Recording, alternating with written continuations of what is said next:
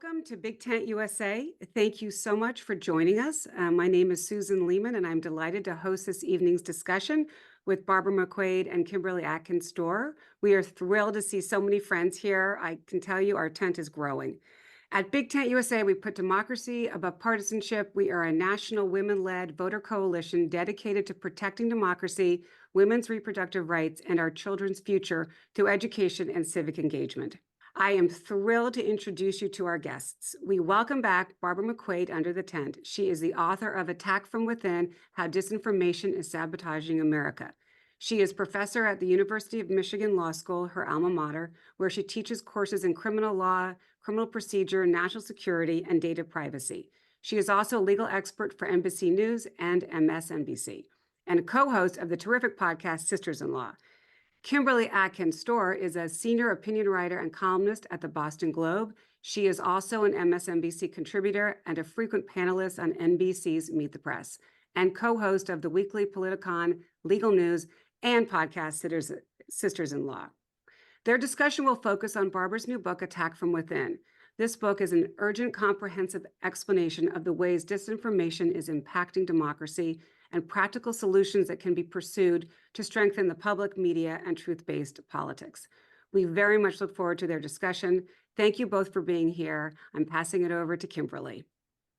Thank you so much, Susan, for that great introduction. And thanks to all of you for joining us tonight for this really important talk about this very important book, Attack from Within by Barb McQuade.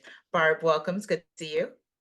Thank you so much, Kim. And let me say thank you very much for agreeing to moderate tonight. What a great sister-in-law you are indeed. And even excellent product placement there with the book. So thank you for that. And thank you to Susan and BigTent for inviting me to come speak about my book. I've had a chance to speak to this group before.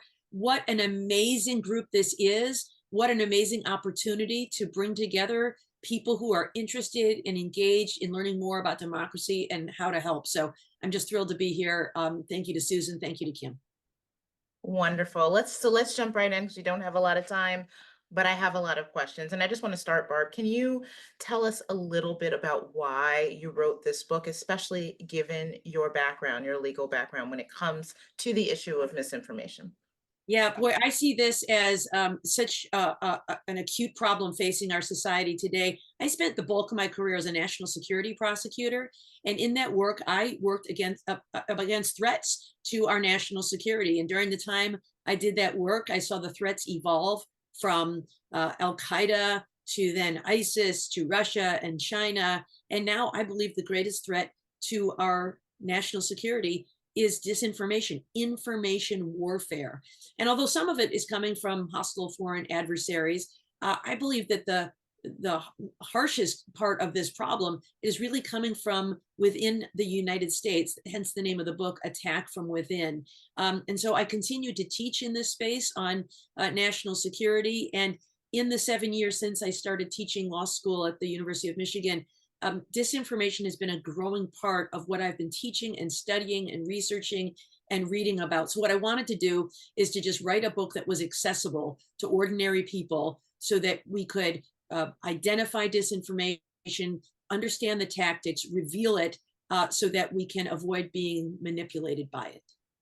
And you open the book by writing about being disinformed to death. And I thought that that was, as you said, a really good way to bring home exactly what you mean about what the threat of disinformation really is. Why did you start the book that way, and explain to us what that means? Yes, I start by telling the story of a woman named Roseanne Boyland. And she was a woman who was from Georgia who went to the Capitol on January 6th because she believed these false claims that the election had been stolen and that American patriots needed to do something about it. And so she went to Washington. She was there at the Capitol on that day. She found herself in a narrow area in an entryway near the Capitol and ultimately was crushed in the mob. She was also using some prohibited substances. And so the cause of death was in part this overdose, but medical examiners said that she would not have died if not for this crowded situation and all of the chaos. And it was her sister who said that she would not even have been there in Washington if not for all the misinformation. And I just thought that her life and her death was an apt metaphor for how those of us who want to be good patriots and learn about our country and help and do what we can be led astray by people who prey upon the rest of us to get their own way for political power, for career ambition, whatever it may be, and act in reckless disregard for individual lives and the collective lives of the United States.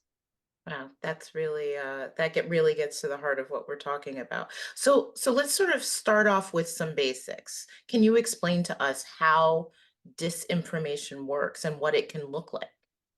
Yes, disinformation can take on a lot of shapes and forms, and it's a term. It means more than just lies. Some people have asked me, like, why don't you just call it lies? Why do you use this big word, disinformation? Disinformation is really more comes from the world of counterintelligence, and it could be something with a germ of truth that's an exaggeration. It could be propaganda. It could be an outright lie. It could be something misleading, but it is typically designed to evoke an emotional response to get us to take some action. And I use that term in contrast to its unwitting twin, misinformation. Sometimes my kids refer to me as misinformation. Hilarious, but and some people use the terms interchangeably, and I suppose there's nothing wrong with that. But I wanted to differentiate between the two because I think that I wanted to discuss them differently, because disinformation is this deliberate effort to deceive. Misinformation, on the other hand, is when somebody reads something, believes it to be true, and then acts on it, like Roseanne Boylan. I myself, Kim, believe it or not, was once the victim of misinformation. I read something online that I believed to be true, and I spread it. It was a story that Patrick Mahomes, the NFL star quarterback, highest paid player in the league, had made a statement that he was refusing to play another down for the Kansas City Chiefs until they changed their name to something that was not offensive to Native Americans. And I thought, wow, taking a stand. Highest paid player in the NFL, not going to play another down until his team changes its name. Good for you, Patrick Mahomes. I had to retweet that, put that out there. And then later that day, I was talking to my husband and one of my sons and told them this and said, did you guys see that story about Patrick Mahomes? And they said, no, what story? Come on, changing their name, Native Americans, Kansas City Chiefs. They said, no, haven't heard anything about that. Are you sure that's true? Because it sounds kind of fake. And as I said it out loud, I thought to myself, it does sound kind of fake. So I went back to look it up to see the source, and I found it on my phone, on Twitter, and it looked pretty good. It was a statement from the account of ESPN, the sports channel. That's pretty legit. But as I read a little more closely, I noticed that it was not from ESPN's Sports Center account. It was instead from an account called Sprots Center, SPROTS, misspelling it. So it was a fake. I had fallen for a fake. But it's a great example, I think, of how we fall for these things. Why did that come to me? Number one, these social media platforms are scraping our personal data so that messages can be micro-targeted to us based on our interests. I am a sports enthusiast. I am someone who cares deeply about diversity, equity, and inclusion. Celebrity athletes. So this thing hit all the buttons for me. And, maybe it's something that either outrages us or something that excites us, something that we want to be true. And so we're eager to share this with the world without doing the right things that we should do to verify that this is accurate before we spread it to other people. So that, in a nutshell, is the difference between disinformation and misinformation. So this leads me really nicely into my next question, which is, how is it that the spread of disinformation can be so effective, especially among people like me? We make a living out of being very skeptical, out of examining facts and trying to explain them and getting to the bottom of the truth. But even I can be misled by something that isn't entirely true. Why is it that people are so willing to believe disinformation? Yeah, that was one of the things I was most curious about, Kim, in writing the book. And so I've got a whole chapter on why it works. And I read about, the cognitive biases that we have. And people who are good at manipulation through disinformation understand those ways that we can be manipulated. So one of the tactics that disinformers use is something called the either or fallacy. And so it is this idea that there are only two sides to every issue. There's us and there's them. And they're going to constantly keep pushing us apart by making them, whoever they may be on some issue, whether it's red versus blue, Democrats versus Republicans, whether it's issues of race or issues of immigration, stoking those divisions and making the other side look so awful and so untenable that the side of the speaker is the only one that becomes a real option. And of course, the world is far more nuanced than that. But it pushes us to take a side, and to take a side that is the one opposite of the one that is being portrayed. Robert Mueller wrote in his report a lot about manipulation on social media. And one of the things he disclosed was that there were false accounts online set up by Russian operatives with names like Blacktivist and United Muslims of America, Tennessee GOP, Heart of Texas, that looked like ordinary Americans who were active in politics. But instead, they were Russian activists who were planting seeds of division. They would say things purporting to be something that that group cared about and favored, but it would be something outrageous. And so people on the other side of that issue would see it and say, oh my gosh, look at how awful these people are. Can you believe it? And so it was just an effort to stoke division. So that's one of the things, that divide and conquer mentality. But there's some other cognitive forces that we have that make us easy prey. One is fear. We are susceptible to conspiracy theories in part because of fear. Fear is a powerful motivator. Fear is probably what got me through law school, Kim, truth be told. And so, fear is something that causes us to act in certain ways, but it also is what causes us to buy into conspiracy theories. And we're wired to look for patterns in things and to believe that things don't just happen randomly or coincidentally. And in some ways, it's a helpful coping mechanism. When we see dark clouds gathering in the sky, we have learned from experience that probably means a storm is coming. And so we better take precautions to protect ourselves against a storm. It's the same kind of thing that actually contributes to implicit bias. We have life experiences, so we don't have to, relearn every scenario every time we enter a situation. We know that if the stove is on, it's probably hot and we shouldn't touch it. But it's the same thing that causes us to make all kinds of snap judgments and buy into stereotypes and other kinds of things because we're wired for conspiracies. And so people prey upon those things and say that, the COVID coronavirus must have been deliberately created in a lab, and COVID vaccines are all designed to, harm us, or it's part of government manipulation. We're kind of wired to believe those things. So it doesn't take much to push us over the edge.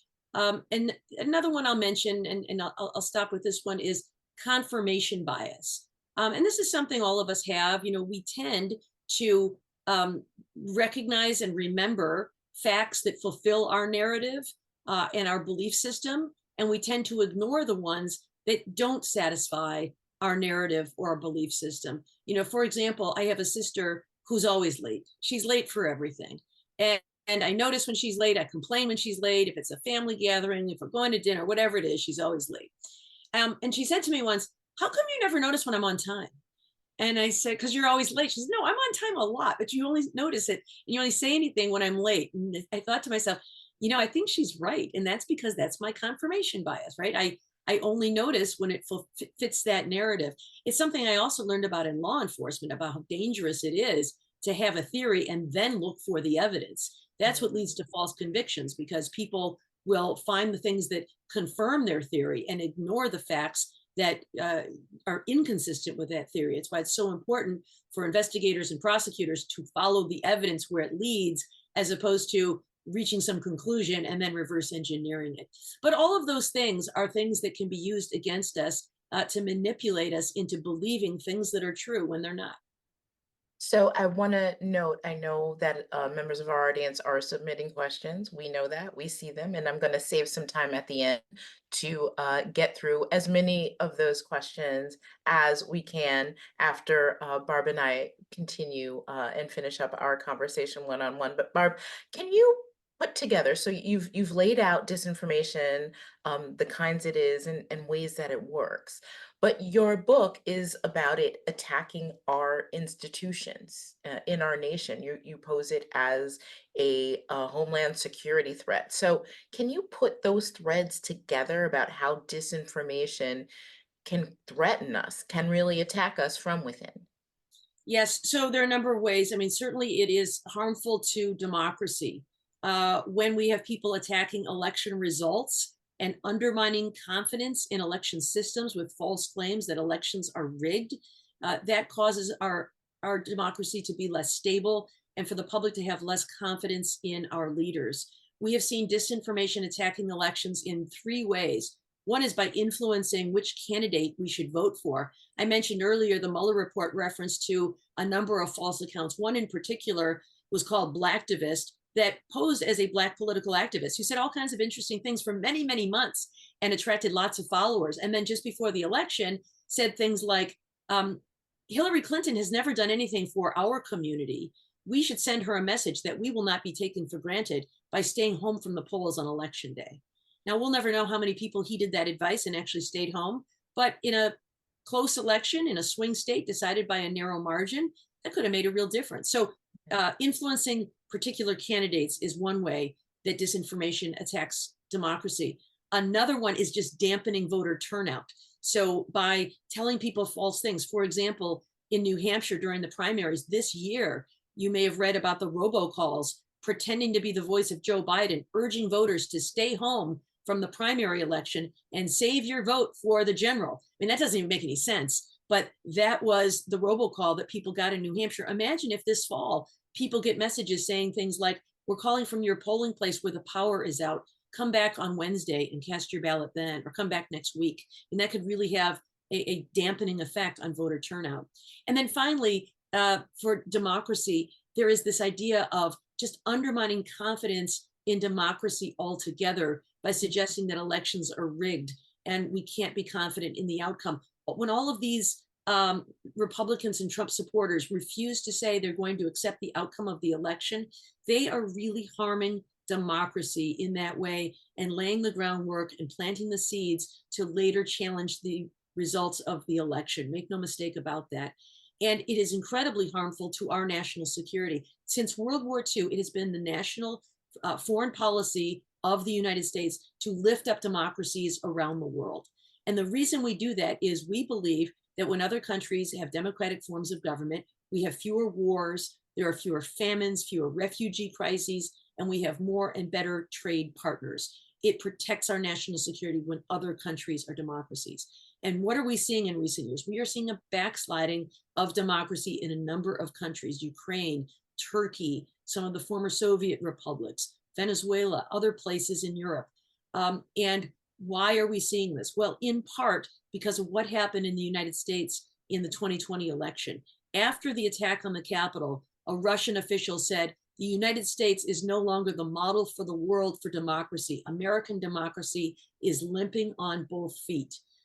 President Xi in China said, you see, based on this example of the United States, democracy doesn't work. People can't agree on how to govern themselves. It is better to have a strong leader who can lead, because after all, the point isn't democracy. The point is prosperity, and a strong leader can deliver that. Of course, never mind the fact that in China, we have lots of journalists and protesters and other dissidents who are locked up and jailed because they disagree with democracy. So those are some of the ways that disinformation is harming our democracy, let alone what I think is happening to public safety and the rule of law through vigilante violence. Right. That's such an important topic too. I want to sort of drill down on how we can identify and deal with disinformation at a time where we see it coming from our leaders, right? There is not a unified message always about what it is, and that can be very confusing for the public, right? Just today, there was a House hearing where our Attorney General, Merrick Garland, testified before a House committee, really defending the Justice Department against claims that it is weaponized, against Republicans, it is weaponized against former President Donald Trump. And Merrick Garland's role in that was to combat those claims, but he often was seen as debunking. His job was to debunk falsehoods that, for example, the DOJ had something to do with the state prosecutions against Donald Trump in New York and Georgia. So when the public sees an elected, multiple elected officials talking to an administration official and them giving completely different narratives, what does that do to both the idea of democracy and rule of law, Barb? Yeah, I think one of the things it does is it causes good people to tune out, to say, I'm exhausted, I'm cynical, they're all a bunch of crooks. I don't know who's lying, but I know somebody's lying, and I'm too exhausted to figure it out. And that really is part of the strategy, to just exhaust us with competing claims. One of the things we see in Putin's Russia is this idea of Vladimir Putin himself puts out statements that are inconsistent.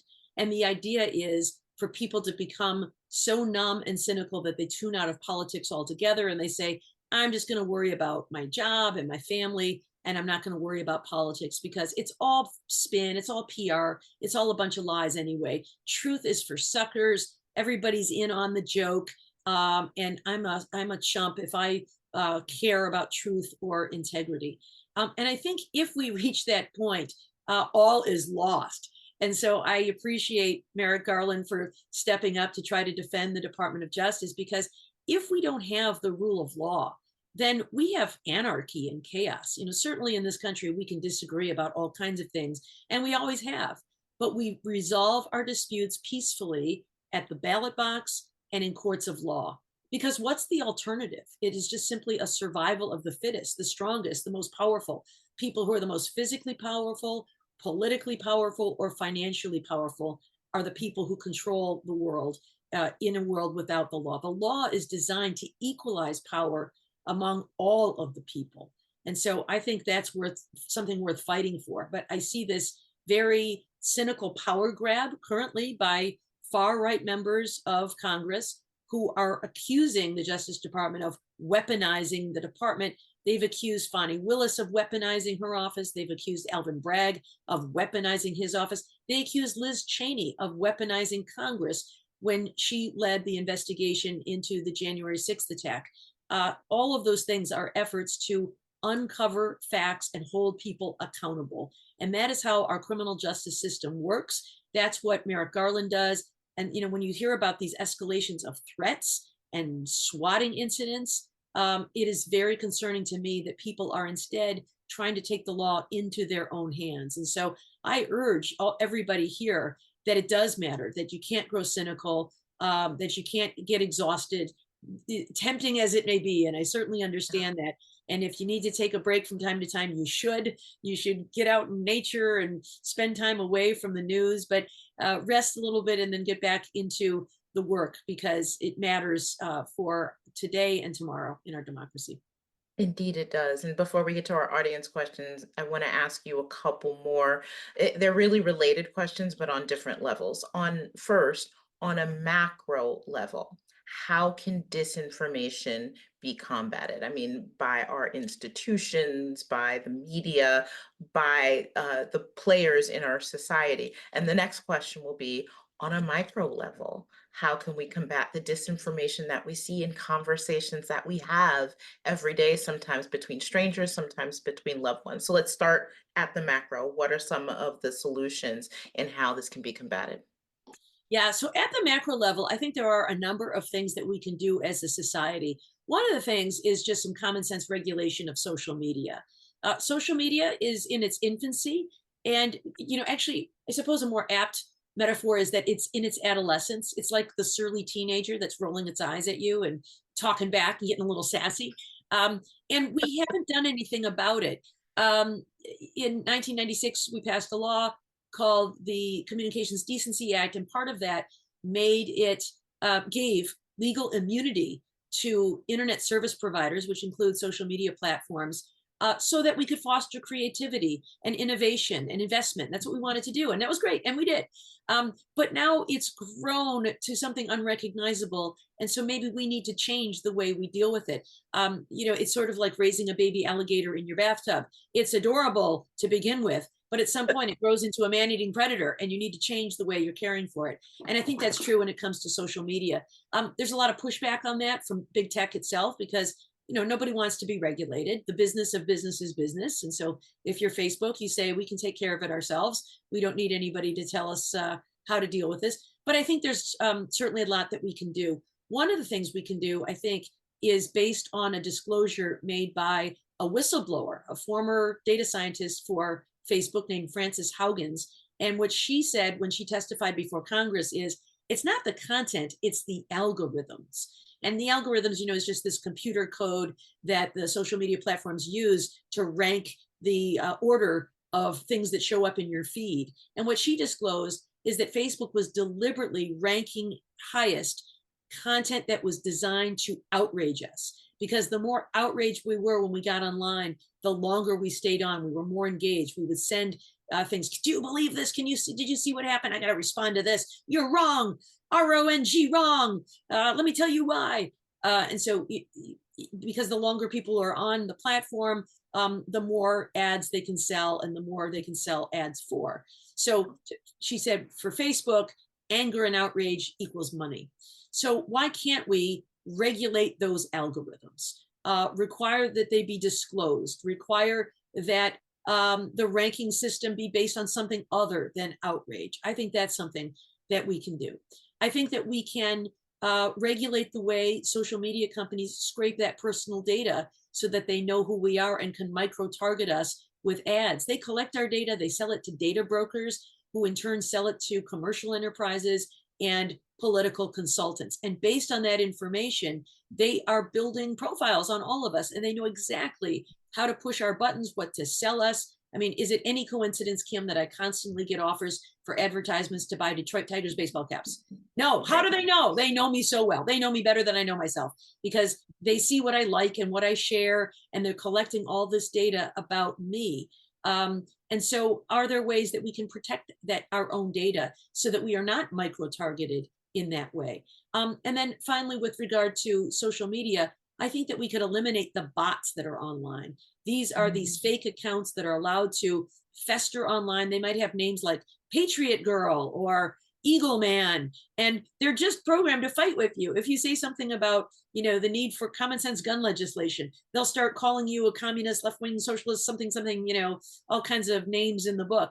And if you respond, you're really only arguing with software, and you'll never win, because they're programmed to just keep coming back and back and back and saying these things again and again and again. They also amplify disinformation by liking and sharing the false claims that get posted there by their masters. So I think we could rid social media of all of those bots. I think that would be helpful. Some other suggestions as well about transparency in campaign finance. But one other I want to mention at the macro level comes more from the demand side. I've been talking about the supply side of disinformation, and that is the need for media literacy. I think we need to introduce into our schools media literacy. I think we need to use lifelong learning opportunities through colleges, civic organizations, faith groups, and others, the ability to teach people good media literacy so that they can be a skeptic and look for a second source, read beyond the headline, look for good data samples, understand the difference between correlation and causation. There are a lot of things that are the hallmarks of good media literacy. So I'll stop there on macro things so that we can move on to your next question and your last question. Yes, I would add to what you're saying. I think it's also incumbent on media organizations to move past the desire to get clicks and to maximize their reach, and focus more on making sure that everything from the headline to what's inside is accurate. But moving on to the micro level, we were just discussing a little bit before this event started about how even I came across an Uber driver of mine who was asking me questions about the bridge collapse in Baltimore. and saying all kinds of conspiracy theories that he was really concerned about, and asking me about it once he realized I was a journalist, and I dispelled a lot of that. And he was grateful for it. He said, thank you for telling me this truth. He wasn't somebody who was trying to mislead people. He had been misled, was asking me about it, and I honestly didn't know what was truthful. So in circumstances like that, when we as individuals come across people who are clearly misinformed because they've been disinformed Yeah. and are spreading that, what do you do?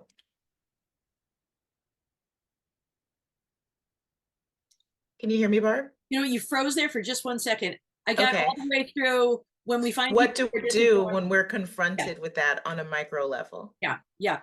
No, I think that's such a great question. You know, I think you got to pick your battles. And so understand the situation as you did by asking questions.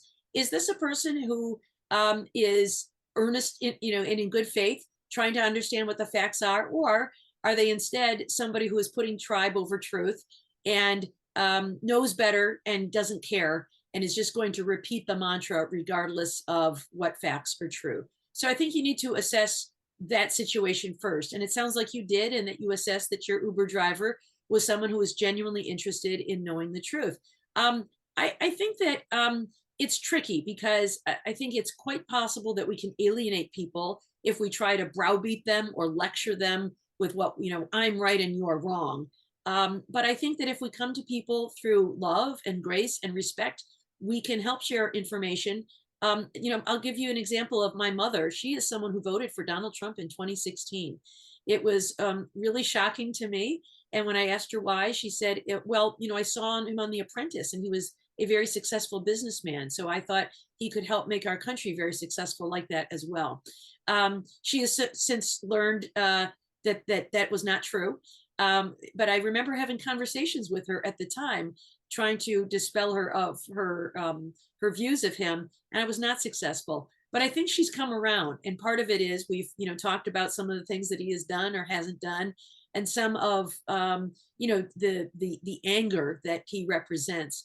And so one of the lessons I guess I would give is don't always expect to convince somebody that they're wrong about certain facts the first time you meet with them. You might just be planting seeds. You know, you and I probably learned this as negotiators, as lawyers. You might not, you know, get a resolution the first time you sit down and talk with somebody, but Right. maybe you give them a few, you know, a little bit of food for thought. You show respect. You show that you care more about preserving the relationship than you do about winning any argument.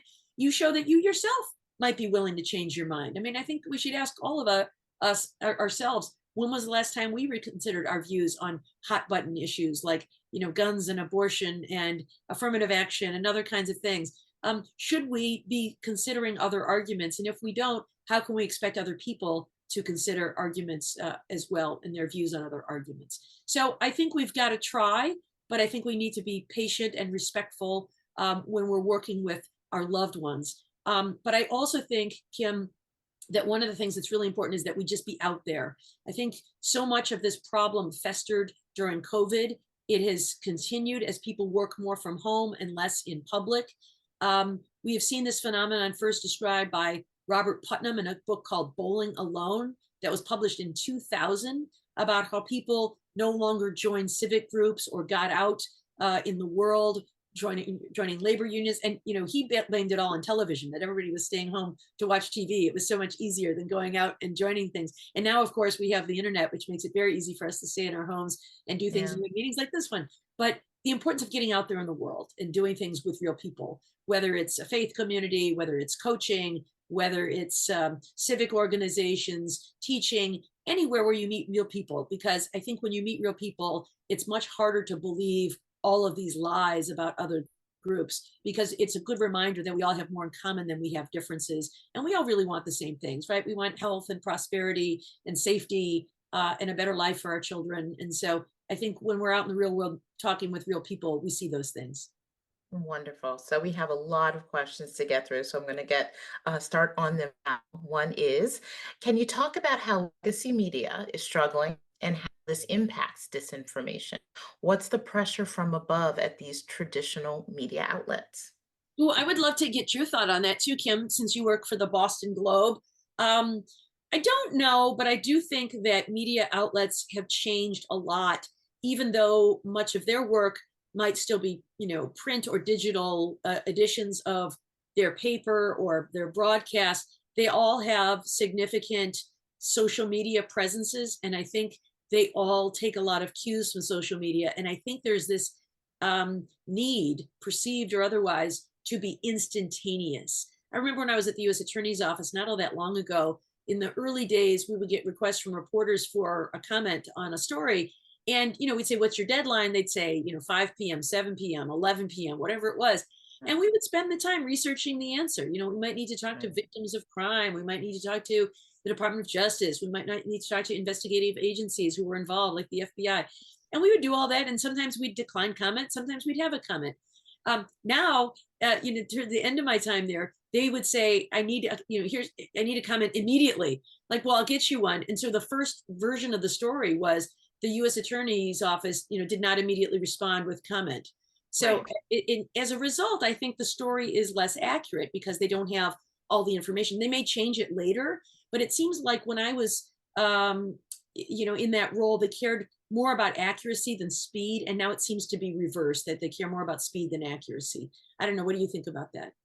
Yeah, I think that's part of it. I mean, one thing that we do know from data is that when there are multiple versions of a story, if it gets updated later with more information, it's the first story that gets more hits and gets read more than the second story that has a lot more context and build up to that. I also think it's something that's become the bane of my existence, speaking for myself, which is something called SEO, which is search engine optimization, which is a desire to change the headline, the top part of your story things, so that search engines will pick them up and people are more likely to read them. Now, I appreciate that we want stories to be read, but there are times that I fight back as a journalist to say, well, I really also want this to be accurate. And the way that we've changed that headline doesn't really encapsulate exactly what is written, even if it's spread. If it's not spreading completely accurately, that's a problem. So I think that is something that the media is still struggling with. And I still think that there is muscle memory of covering past campaigns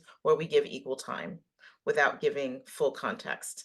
And I think that is something that media is still struggling with, frankly, which is both a sides of problem. the story. Yes, exactly. Yeah. Can I interject an example of what Yes. we're talking about with headlines? I've read one today and I clicked on it. And once I read the story, I was very angry because the story did not match the headline whatsoever. The headline was Caitlin Clark Media Meltdown.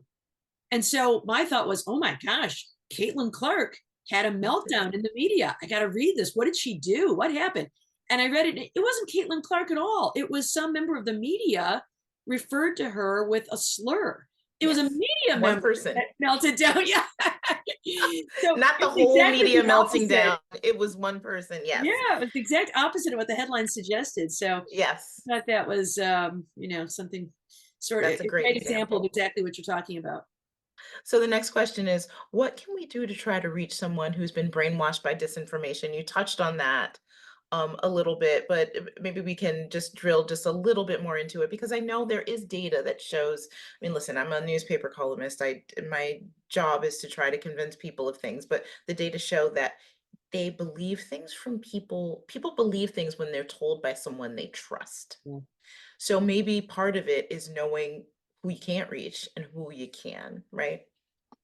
Yeah, that's a really great point. And I think one of the things that is exacerbating that problem in today's world is the information overload we all feel. I mean, I don't know about you, but I feel like I get so much information from so many different news sources. Sometimes it's hard to keep up. And sometimes you look for, a credible outlet or a credible analyst to help you process that. I know that's what we hope to do in our commentary on MSNBC. But it is why I think it's important to think about, when you're talking to your loved ones, people trust you and maybe you can get through to them.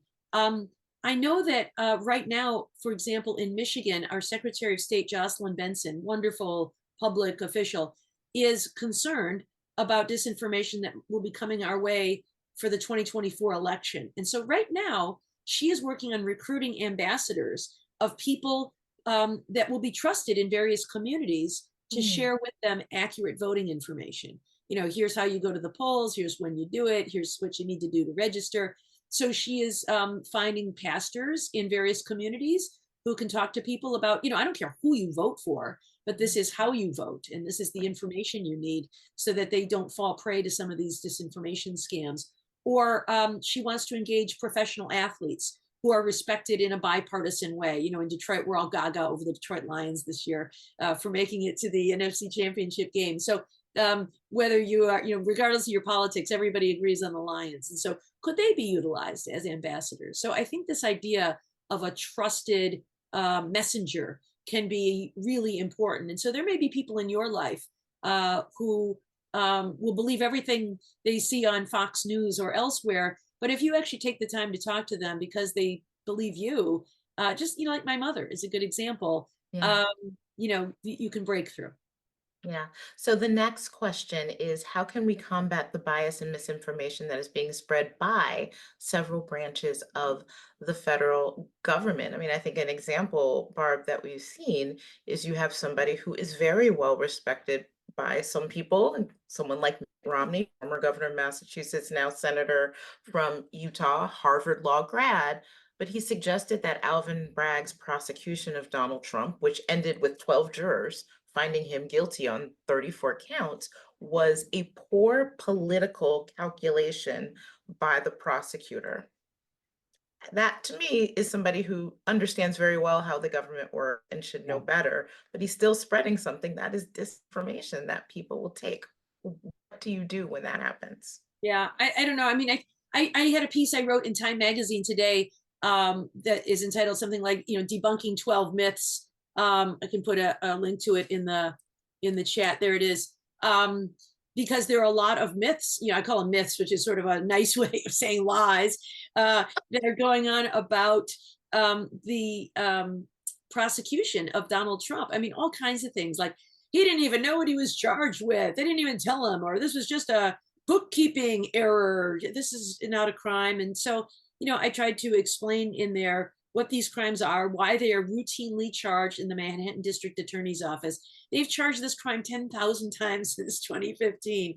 The idea that Donald Trump was only charged because he's running for president is really absurd. They point to, well, they waited to go to trial till just before the election. Well, you know why there was this big delay? A big part of it was because Donald Trump himself challenged the prosecutor's subpoenaing of his financial records. Remember, it was when Cyrus Vance was still the prosecutor there several years ago, and he delayed that investigation by several years by taking it up to the Supreme Court twice.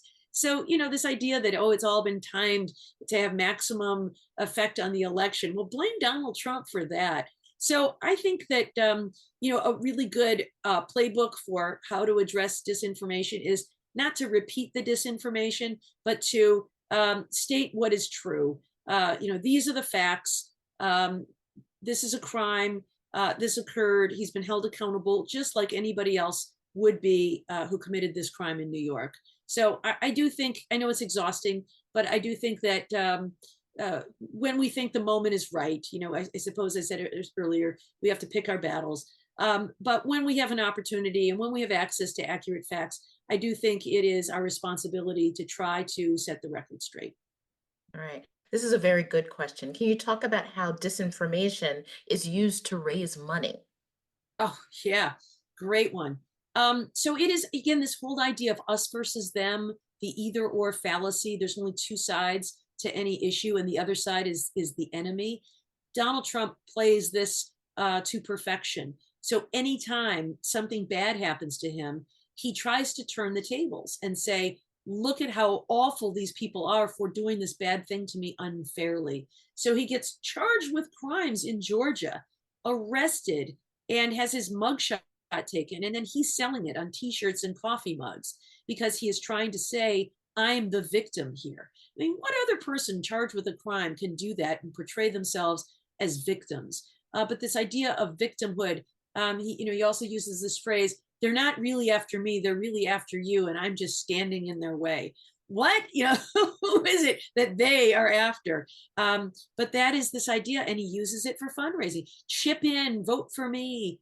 And people it's an odd thing, but it seems to work because he gets people angry and stoked up. And it's not just Donald Trump; it's certainly all of the others who fundraise off of grievance. Marjorie Taylor Greene does it, Warren Boebert, and other members of Congress. You know, this idea that there are elites who look down upon you, and this is our revenge. That is a real theme in all of this. And I think that is something that it's been successful.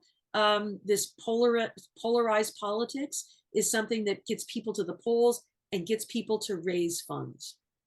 Yeah.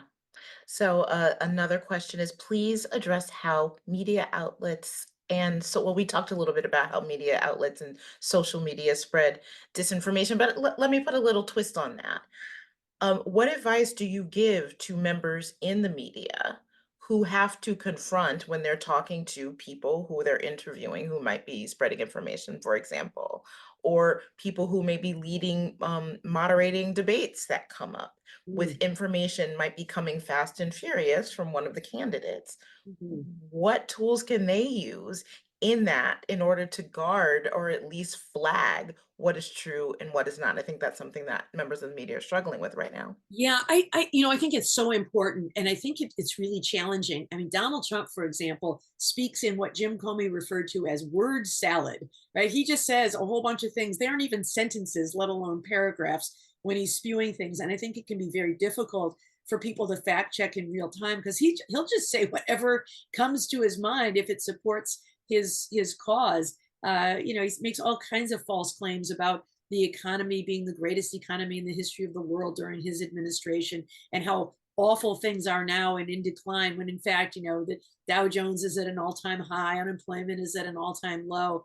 And so I think, to the extent, if it's a live interview, there can be real fact checking. It probably requires more than just the journalist conducting the interview. It probably requires a team of fact checkers, so that while the person is asking the questions, I mean, just as we have today, Kim, you're asking the questions, and we've got other people kind of helping to collect the questions and putting them in the chat. It takes a village to pull this off. Yes, and so I think that when you're Caitlin Collins famously did a I'm sorry, not, is it Caitlin Collins? It's CNN. Is that her name? Caitlin? Yes. I'm confusing her with the Iowa basketball player. Caitlin Collins. It is Caitlin Collins, isn't it? Yeah, it's Caitlin Clark is the basketball player. Caitlin Collins is the CNN commentator. She did her best to keep up, but he was just spewing so much false information that she just couldn't keep up because she didn't have the data at her fingertips for all of this crazy stuff that he's making up. So I think you need a staff of people. But I also think that when you are doing things, it is important to correct the record. I know I got media training when I was at the Department of Justice, and they warned us that from time to time, you might find yourself in a media situation where someone asks you a question based on a false premise. When you falsely charged all those people with crimes, did you ever consider, and then they get to the meat of the question. You're like, whoa, stop, time out. Right. The premise of that is not accurate. I have to correct the record here. So I do think that journalists need to to help in that regard. And I think journalists can be a really important part of the solution. We have a lot of very credible brands in journalism, and I think that they have a responsibility to help us process information in an accurate way. And certainly many newspapers have their own political slant on their opinion pages, but I think that they are providing accurate facts on their news pages. And I think the best way for us to make sure we're getting a full story is by reading more than one outlet. So, we can read the Boston Globe and the Washington Post and the Wall Street Journal, and look at the BBC, and try to get a variety of news sources so that we are not captive to the viewpoints of one set of reporters and opinion page writers.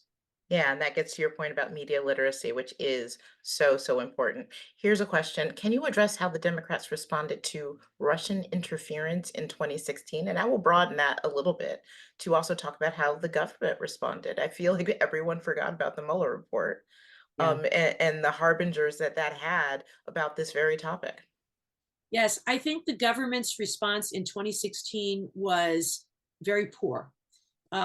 They made an announcement on October 7th, I think it was, of 2016 that they had assessed that Russia had interfered with the election. And you may remember that President Obama later sanctioned and removed from the country certain Russian diplomats. In fact, it was about those sanctions, that Michael Flynn was speaking with the Russian ambassador, remember, and all that stuff, and then denied it.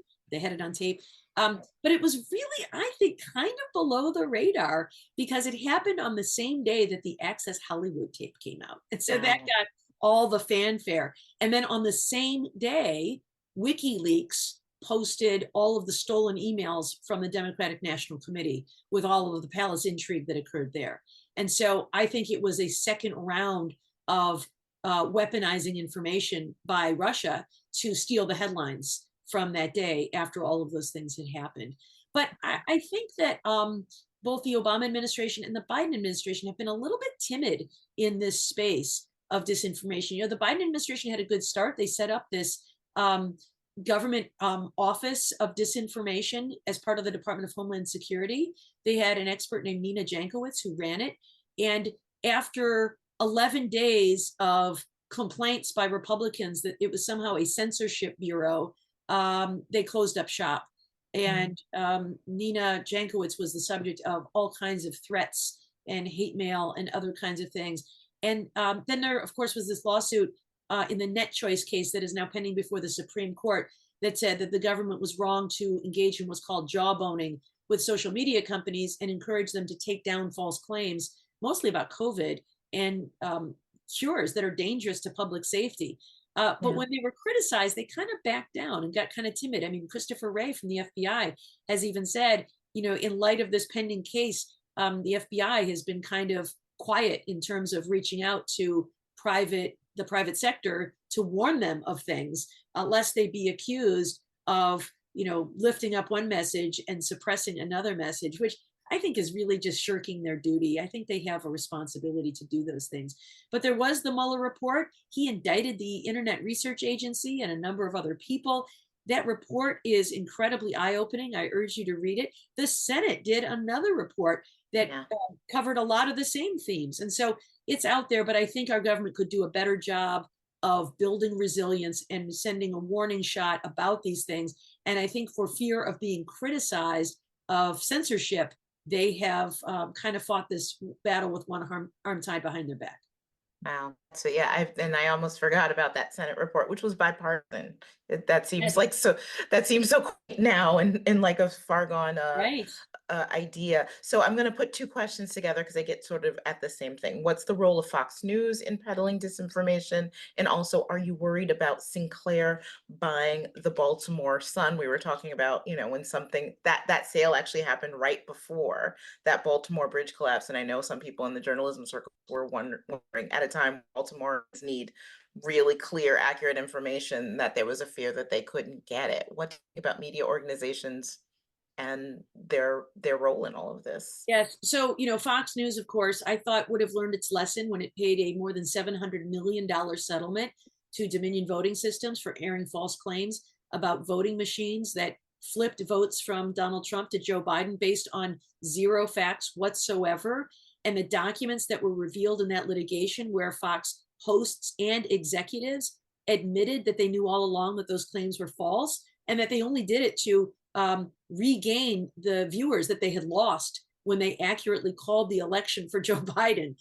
Shocking thing. And yet, you know, I was a little bit hopeful. And like a week later, they fired Tucker Carlson, you know, who's one of the great purveyors of these false claims. All right, maybe Fox has learned its way. And then like a week later, when there was some sort of filing of one of these indictments against Donald Trump, there was a shot of Joe Biden on screen, and the graphic down below said words to the effect of "wannabe dictator charges political rival." Like, okay, so you know they're back to what they were doing.